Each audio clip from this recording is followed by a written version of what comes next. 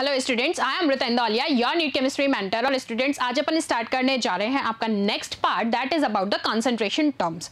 हम लोगों ने कुछ बेसिक कॉन्सेप्ट्स ऑफ केमिस्ट्री वाले चैप्टर में, that is some basic concept of chemistry from the physical chemistry, हम लोगों ने सारी चीजें कवर कर ली थी। लेकिन एक पार्ट और जो था, जो मेरे को आपको बताना था, that is all about the concentration terms. अब वो कंसंट्रेशन टर्म्स का नॉर्मल ब्रीफिंग हम लोग प्रीवियस सेशन में कर चुके हैं, that is molarity, molality and all. अब यहाँ पर मैं उसकी थोड़ी और ब्रीफिंग आपके साथ करने जा रही हूँ। So get ready with your notebook and pen and your favourite smile. Let's begin with the concept. So यहाँ पर कुछ चीज़ें जो हम डिस्कस करेंगे, इसको मैंने आपको एक फ्लो चार्ट में समराइज किया है, that is what amount of a substance in solution, जिनको हम किन किन टर्म्स से जानते हैं, that is mass percent, mole fraction, molarity and molality. एक तो है ये चीज़। दूसरी चीज़ हम इसको कहते हैं percent volume, percent mass volume, ppm और ppp, दैट इज पार्ट्स पर मिलियन और पार्ट्स पर बिलियन, और न्यूमेरिटी and is gram per litre. तो ये कुछ बेसिक कंसंट्रेशन टर्म्स हैं जिनके बारे में हमें यहाँ पर बहुत ही छोटा सा सेशन रहेगा ये, क्योंकि हम क्या करेंगे यहाँ पर सिर्फ इनको एक बार ब्रीफिंग करेंगे, फिर हम क्वेश्चन सेशन में इनसे रिलेटेड बहुत सारे क्वेश्चंस करेंगे, जिससे आपको ये बिल्कुल क्लियर हो जाएंगे। क्लियर तो यहाँ भी हो जाएंगे क्योंकि इतनी टफ चीज़ ये है नहीं। तो चलो सबसे पहले देखते हैं मास परसेंट। अब मास परसेंट से ही रिलेट हो रहा है कि मींस मास मतलब वेट की बात होगी, और परसेंटेज में बात कर रहा है तो होल ओवर क्या हो गया, परसेंट वेट बाय वेट। तो आप इसको कैसे रिप्रेजेंट करते हैं, this is represented by percent weight by weight, मतलब W बाय W। यहाँ आप मास परसेंट निकालने के लिए आपके पास जो फॉर्मूला रहता है, that is mass of solute upon mass of solution into 100। इस तरीके से आप इसको निकालते हैं मास परसेंट को सिंपल से फॉर्म में। वॉल्यूम परसेंट के लिए बात की जाए तो आप क्या कर देंगे, जस्ट यहाँ वॉल्यूम को ले लीजिए, वहाँ वेट ले रहे थे, यहाँ वॉल्यूम, सेम चीज़ है, volume of solute upon volume of solution into 100। ठीक है, चलो नेक्स्ट, ये नॉर्मल बेसिक टर्म्स है। मास बाय वॉल्यूम परसेंटेज, तो यहाँ क्या किया जाएगा, वेट और वॉल्यूम दोनों को रिलेट किया जाएगा। बिल्कुल इनसे रिलेटेड क्वेश्चंस हम नेक्स्ट सेशन में सारे करेंगे 1 to 1। ठीक है, बहुत सारे प्रैक्टिस करेंगे। अभी एक बार फॉर्मूले समझो। मास बाय वॉल्यूम परसेंट में आपने क्या कहा, percent by weight upon volume, तो volume of solute upon volume of solution into 100। अभी सिंपल ब्रीफिंग चल रही है। चलो नेक्स्ट देखो, अब क्या है, नेक्स्ट है मोल फ्रैक्शन। इससे पहले अगर मैं आपसे एक मास परसेंट की ही बात कर लेती हूँ, मास परसेंट का एक नॉर्मल सा एग्जाम्पल ले लेती हूँ। तो चलिए क्वेश्चन मैं आपको कह रही हूँ, क्वेश्चन क्या है। अभी आपने 3 फॉर्मूलेज देखे मेरे साथ, अब आपको सोचना है कि उनमें से कौन सा अप्लाई होगा। तो सुनो, मास परसेंट के लिए बात कर रही हूं सबसे पहले तो, ठीक है, फॉर्मूला तुम्हें याद है, अब तुम बताओगे। अभी 3 फॉर्मूले पढ़ाए उनके बिहाफ पे। मेरा क्वेश्चन है कि solution of 5 gram, solution of 5 gram of a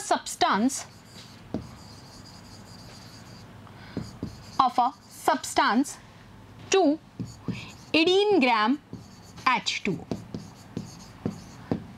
So you have to find out what, calculate mass percent।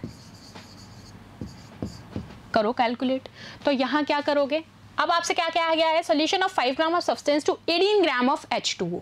तो आपको सीधा सीधा मास परसेंटेज का फॉर्मूला लगाओ, और क्या कितने ग्राम कहा गया है, 5 ग्राम, अपॉन कितने ग्राम में कहा गया है, 18 में, तो यहाँ क्या हो जाएगा, ये हो जाएगा प्लस। सॉल्व कर लो, होल ओवर रेशियो आ जाएगा नियरली अबाउट 21.714%। ठीक है, बात समझ में आई। इस तरीके से आप मास परसेंट के जो मैंने 3 फॉर्मूलेज बताए उनसे रिलेट करके निकालोगे। एक और क्वेश्चन देखना है, आ जाओ एक और क्वेश्चन देख लेते हैं। समझ में आ गया, एक और क्वेश्चन देखते हैं। मैंने कहा 0.5 ग्राम ऑफ सोल्यूट, आप सुनना ध्यान से, क्या लिया है, solute. 0.5 gram of solute dissolved in 25 gram of solvent. Calculate mass percent।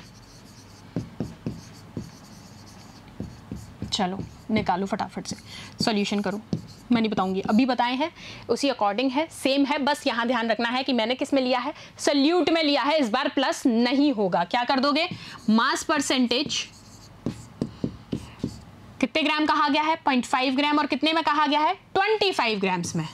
तो 0.5 ग्राम अपॉन 25 ग्राम इंटू 100 सॉल्व कर लेना। सॉरी, यहाँ अगर मान लो जो भी स्पेशीज है इसको सॉल्व कर लेना, आंसर तुम्हारे सामने है। ठीक है, तो इस तरीके से आपने मास परसेंटेज को सॉल्व करेंगे। चलो नेक्स्ट इज मोल फ्रैक्शन। अब मोल फ्रैक्शन के अंदर आप किसके टर्म्स में बात करेंगे, यहां बात होगी मिक्सचर्स के टर्म्स में। तो देखिए, in the mixture of A plus b, अब अगर हमें A के रिस्पेक्ट में फॉर्मूला बनाना है तो क्या होगा, B के रिस्पेक्ट में फॉर्मुलेट करना है तो क्या होगा। मोल फ्रैक्शन को इंडिकेट करते हैं आप काय से। This is the representation. क्या कहा जाता है, ये काय। अगर आप x एक मोल्स के रिस्पेक्ट में बात कर रहे हैं तो फॉर्मुलेशन होगा काय A is equals to Na whole upon Na plus Nb। Same ऐसे ही आप B मोल्स के लिए भी निकाल सकते हैं, B के रिस्पेक्ट में भी। नेक्स्ट क्या है, मोलैरिटी। मोलैरिटी को आप किससे डिनोट करते हैं, कैपिटल M के साथ।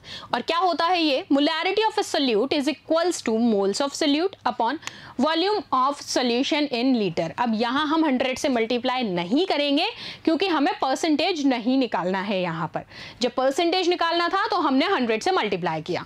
तो क्या है formula, molarity of a solute is equals two moles of a solute upon volume of solution in litre. अब इसी को एक और चीज मैं बताऊंगी, सुनिए। इसी को अगर आपके सामने आ जाता है एग्जाम में किस तरीके से, molarity M is equals to weight of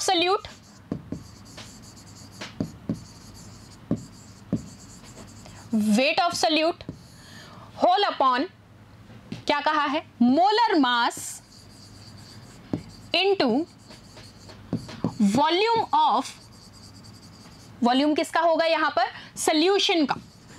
बस इसी चीज में कंफ्यूज नहीं होना है। And solution in litres. दो तरीके से आप इस फॉर्मूले को लिख सकते हैं, molarity of solute is equals to mole of solute upon volume of solution in litres, और weight of a solute upon molar mass into volume of solution. अब यहां पर अगर मैं आपसे कहती हूं कि मोलैरिटी जो है सोल्यूशन की डाइल्यूशन के बाद क्या होगी, तो याद रखना है molarity of a solution after dilution. अगर ये फॉर्म बात चल रही है तो आप कैसे लिखेंगे, M1V1 is equals to M2V2। यहां पर M1 क्या है, इनिशियल की मोलैरिटी, Mi से रिप्रेजेंट कर दिया। V1 is molarity of in